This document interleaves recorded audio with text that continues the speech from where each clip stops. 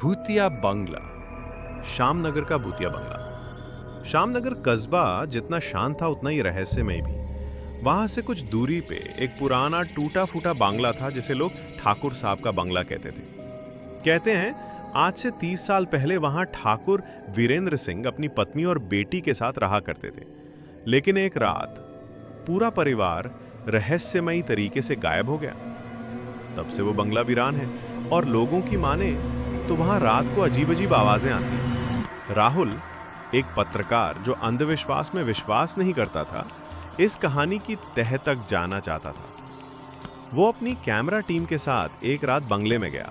उनकी योजना थी कि रात भर वहां रुकेंगे और जो कुछ भी होगा कैमरे में कैद करेंगे। रात के 10 बजे बंगले में प्रवेश करते ही एक अजीब सी ठंडक उन्हें महसूस हुई, जैसे किसी अदृश्य छाया ने उनका स्वागत किया हो। दीवारों पर खून जैसे धब्बे थे और पुरानी तस्वीरें अब भी टंगी हुई थीं। उनमें ठाकुर साहब का परिवार मुस्कुरा रहा था, लेकिन उनकी आंखों में एक अजीब सा खालीपन था। आधी रात को एक पुरानी घड़ी की टिक टिक तेज हो गई।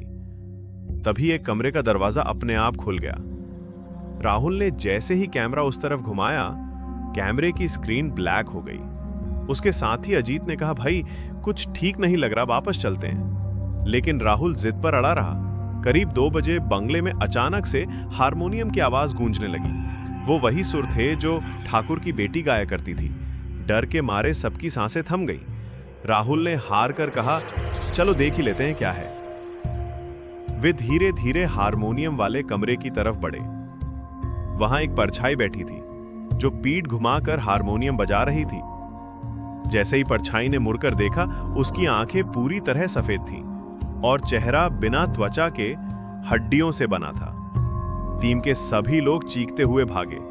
राहुल जैसे तैसे बाहर निकला, लेकिन उसके पीछे कुछ था। 1 महीने बाद जब वो वापस अपने शहर लौटा, लोग कहने लगे कि अब राहुल पहले जैसा नहीं रहा। उसकी आंखें अक्सर शून्य में घूरती हैं और वो रात को बंगले जैसी हारमोनियम की धुनें गुनगुनाता है। कुछ कहते हैं कि राहुल वहां से अकेला नहीं लौटा, कुछ उसके साथ आ गया है। और तब से शामनगर का वो बंगला अब और भी ज्यादा डरावना हो गया है। कोई अब उसके पास भी नहीं जाता। अगर आपको कहानी पसंद